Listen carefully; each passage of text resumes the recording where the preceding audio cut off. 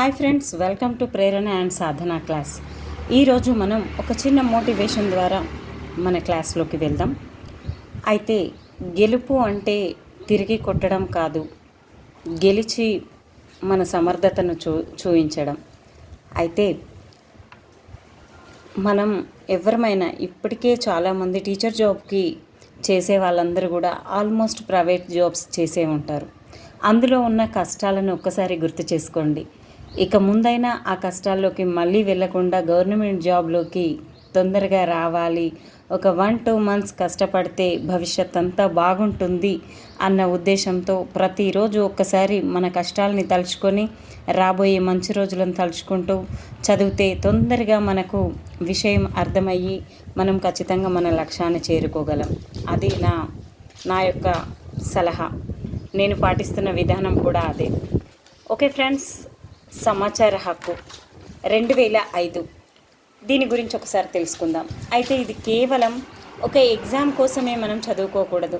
ఇది ప్రతి ఒక్కరికి తెలియాల్సిన ముఖ్యమైన అంశం. సమాచార హక్కు అనేది 2005లో వచ్చింది. మరి సమాచార హక్కుని 2005 అనే విధంగా గుర్తుపెట్టుకుంటాం. దీన్ని ఇలా రాస్తే 5 నెంబర్ లాగా ఉంటుంది కాబట్టి 2005 అని గుర్తుపెట్టుకోండి. ఆర్టికల్ 19 ప్రకారం సమాచారం పొందే హక్కు ప్రపంచంలో తొలిసారిగా స్వీడన్ డన్ అన్నది. ఫస్ట్ సమాచారం ఇవ్వడానికి డన్, నేను రెడీ అని అన్నది స్వీడన్. ఈ విధంగా గుర్తుపెట్టుకోండి. ఎన్ని మరి ఆర్టికల్ ఎంత? 19 ప్రకారం, రౌండ్ ఫిగర్కి దగ్గరగా 20కి దగ్గరగా 2005 అనుకున్నాం కదా, దీంట్లో ఒకటి తగ్గిస్తే 19 వస్తుంది. ఈ విధంగా గుర్తుపెట్టుకోండి. 1776లో 57వ దేశంగా భారత్ ఈ సమాచార హక్కు చట్టాన్ని తీసుకువచ్చింది. అయితే 1776 అంటే చాలా సంవత్సరాల క్రితం. అప్పుడు 57వ దేశంగా భారత్ తీసుకువచ్చింది. 2005 సమాచార హక్కు. మరి దీన్ని పార్లమెంట్ ఎప్పుడు ఆమోదించిందంటే మే 11న. మే అంటే 5వ నెల. 2005 కూడా 5 ఉంది, 5వ నెల. 5కు 6 కలిపితే 11 వస్తుంది, మే 11. అదేవిధంగా రాష్ట్రపతి ఆమోదం జూన్ 15. దీనికి ఈ 11కు ఒక 4 కలిపితే 15 వస్తుంది, మే తర్వాత వచ్చే జూన్ నెల. రాష్ట్రపతి ఆమోదం జూన్ 15న. అమలు అనేది అక్టోబర్ 12. అక్టోబర్ 2కు గాంధీ జయంతి, అక్టోబర్ 12న మరో 10 రోజులకి దీన్ని అమల్లోనికి తీసుకురావడం జరిగింది. 2005 సమాచార హక్కు అమలు అనేది అక్టోబర్ 12న జరిగింది. ఇందులో చాప్టర్స్ ఎన్ని ఉంటాయంటే 6 ఉంటాయి. మొత్తం ప్రాథమిక అంశాలు మొత్తం కూడా 6 ఉంటాయి. మరి చాప్టర్ 1 ఏం చెప్తుంది? జమ్మూ కాశ్మీర్ని మినహాయించి, అప్పుడు జమ్మూ కాశ్మీర్ అనేది ఒక రాష్ట్రంగా ఉండేది 2005లో. 2019 నుంచి అది కేంద్రపాలిత ప్రాంతంగా మారడం జరిగింది. జమ్మూ కాశ్మీర్ని మినహాయించి అప్పుడు మొత్తం కూడా 29 రాష్ట్రాలు ఉన్నాయి. ప్రజెంట్ 28 రాష్ట్రాలు ఉన్నాయి. అయితే దీన్ని మినహాయించి సమాచారాన్ని రికార్డులు, నివేదికలు సహా ఎలక్ట్రానిక్ రూపంలో మనం సమాచారాన్ని పొందవచ్చు. 2వ చాప్టర్ ఏమని చెప్తుందంటే అధికార యంత్రాంగాల విధులు. మరి వీళ్ళ యొక్క విధులు ఏంటి? వీళ్ళు రికార్డులను నిర్వహించాలి, పౌర సమాచార అధికారి ఉండాలి, దీనికి ఒక పౌర సమాచార అధికారి ఉండాలి. ఏ భాషలోనైనా సెక్షన్ 4 క్లాజ్ 1 ప్రకారం మనం పొందవచ్చు.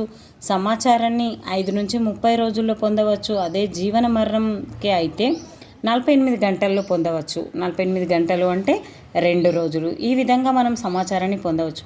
ఒకవేళ సమాచార దరఖాస్తుదారుడు మరి ఏ విధంగా రుసుమును చెల్లించాలి? నగదు, చెక్కు, చలాను, పోస్టల్ ఆర్డర్ లేదా కోర్టు స్టాంపులు, డిమాండ్ డ్రాఫ్ట్ల ద్వారా మనం రుసుములను చెల్లించవచ్చు.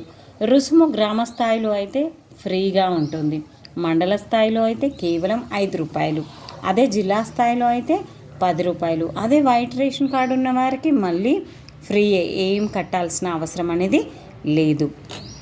నెక్స్ట్, సమాచార అధికారి ఈ చట్టాన్ని ఉల్లంఘిస్తే రోజుకు 250 రూపాయల చొప్పున జరిమానా విధిస్తారు. లేదా ఇది 2500కు కూడా మించరాదు, అంతవరకు తీసుకురావడం జరుగుతుంది. నెక్స్ట్, సమాచారాన్ని పొందడానికి వీలు లేనివి. మరి ఏ సమాచారమైనా పొందొచ్చా అంటే కొన్ని సమాచారాలను మనం పొందలేం ఫ్రెండ్స్. దేశ సమగ్రతకు భంగం కలిగించేవి, అదేవిధంగా దేశ రక్షణకు భద్రతకు ముప్పు వాటిల్లేవి, వాణిజ్యపరమైన గోప్యతా వ్యాపార రహస్యాలు, ఒక వ్యక్తి ప్రాణానికి హాని కలిగించేవి, తీవ్రవాదులను విచారించేవి, వ్యక్తి జీవితాలలో తొంగి చూసేవి. ఇలాంటి రకాలు పొందడానికి మనకు వీలు లేవు. దీంట్లో కానిది ఏది అయినదేది లాంటి సమాధానాలు ఇవ్వడం జరుగుతుంది. చాప్టర్ 3 మరి కేంద్ర సమాచార కమిషన్. ఫస్ట్ దాంట్లో జమ్మూ కాశ్మీర్ని మినహాయించి అక్కడ ఒక్కరు మాత్రమే ఉంటారు అని ఈ విధంగా మనం తెలుసుకున్నాం. మరి సమాచారం హక్కు 2వ చాప్టర్లోనేమో మనం అధికార యంత్రాంగాల విధులు ఏంటో తెలుసుకున్నాం. మరి చాప్టర్ 3 ప్రకారం కేంద్ర సమాచార కమిషన్, ఇది అక్టోబర్ 13న ఢిల్లీలో కేంద్ర కార్యాలయం అనేది ఉంది. 10కి మించకుండా సభ్యులు ఉండాలి. 5 సంవత్సరాలు లేదా 65 సంవత్సరాలు వీళ్ళది రిటైర్మెంట్ ఏజ్. అదేవిధంగా రాష్ట్రపతి వీరిని నియమిస్తాడు. ప్రధానమంత్రి చైర్పర్సన్గా లోక్సభలోని ప్రతిపక్ష నేత ప్రధానమంత్రి నామినేట్ చేసిన ఒక కేంద్ర కేబినెట్ మంత్రి ఈ కమిటీలో సభ్యులుగా ఉండడం జరుగుతుంది. సేమ్ ఇదే విధంగా ప్రధానమంత్రి ఉన్న ప్లేస్లో మనకి ఎవరు ముఖ్యమంత్రి గారు ఉంటారు. రాష్ట్రపతి నియమిస్తాడు అక్కడ, ఇక్కడనేమో గవర్నర్. అంటే చాప్టర్ 4లో రాష్ట్ర సమాచార కమిషన్గా ఉంటుంది. గవర్నర్ నియమిస్తాడు, ముఖ్యమంత్రి చైర్పర్సన్గా, శాసనసభలో ప్రతిపక్ష నాయకుడిగా ఈ కమిటీలోని సభ్యుడు ఉంటాడు. అలాగే వీళ్ళ పదవి విరమణ కాలం కూడా 5 సంవత్సరాలు లేదా 65 సంవత్సరాలు నిండే వరకు. 2002 సమాచార స్వేచ్ఛ చట్టం అనేది రద్దయి సమాచార హక్కు చట్టం అనేది 2005లో రావడం జరిగింది. అంటే 2002 వరకు ఇది సమాచార స్వేచ్ఛ చట్టంగా ఉండేది.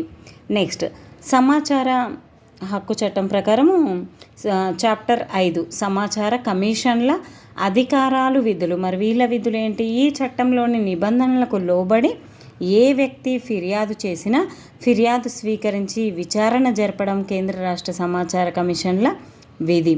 చాప్టర్ 6 ఇతరత్ర నిబంధనలు. ఈ చట్టం కింద ఎలాంటి ఆదేశం జారీ చేసినా దానిపై దరఖాస్తును కానీ ఏ న్యాయస్థానం చేపట్టరాదు. దానిపై వేయడానికి ఎలాంటి హక్కు కూడా న్యాయస్థానానికి లేదు. ఈ విధంగా సమాచార హక్కు అనేది దీంట్లో మనం ఒక టెక్స్ట్ బుక్లో మళ్ళీ ఒక దాంట్లో చూద్దాం ఫ్రెండ్స్. 2005 సంవత్సరంలో మే 11న లోక్సభలో ఆమోదించడం జరిగింది. అదేవిధంగా 2005లో తమ నివేదికను మార్చి 23న పార్లమెంటుకు సమర్పించారు. అదేవిధంగా రాష్ట్రపతి జూన్ 15, 2005 చట్టం మీద సంతకం చేశారు. 120 రోజుల తర్వాత 12 అక్టోబర్ 2005న అమల్లోనికి వచ్చింది. ఈ విధంగా క్లాజెస్ అనేది ఇవ్వడం జరిగింది. వ్యక్తి జీవన మరణానికి సంబంధించిన అయితే 48 గంటల్లో అంటే 2 రోజుల్లో సమాచారం అనేది ఇవ్వాలి. ఇక్కడ మొత్తం 19 ఆర్టికల్లో ఇది ఉంటుంది. అదేవిధంగా సమాచార హక్కు యంత్రాంగం ఏ విధంగా పనిచేస్తుంది, ఎంతమంది ఉంటారు అనేది మనకి మొట్టమొదటిసారిగా కేంద్ర సమాచార కమిషనర్ సిడి అర్హా గారు ఉండేవాళ్ళు. రాష్ట్ర సమాచార కమిషనర్ 2వ వ్యక్తి ఏమో జన్నత్ హుస్సేన్ గారు ఉన్నారు. అదేవిధంగా భారతదేశంలో ప్రతి అధికార యంత్రాంగంలో అంటే సమాచార హక్కు చట్టం 2005 ముఖ్య అంశాలు మనం ఇందాకే తెలుసుకున్నాం. మొత్తం 6 అంశాల్లో ఉంటుంది. ఈ విధంగా అయితే ఈ సమాచార హక్కు చట్టం గురించి ఖచ్చితంగా మన విద్యార్థులకు ఉపాధ్యాయులమైన తర్వాత మన విద్యార్థులకు తెలియజేయాల్సిన మరి అంశాలేంటి? ఉపాధ్యాయులు ఈ విషయాలను విద్యార్థులకు వారి తల్లిదండ్రులకు తెలియజేసి ఈ చట్టం ద్వారా ఉన్న సదుపాయాలను వినియోగించాల్సిందిగా సూచించాలి.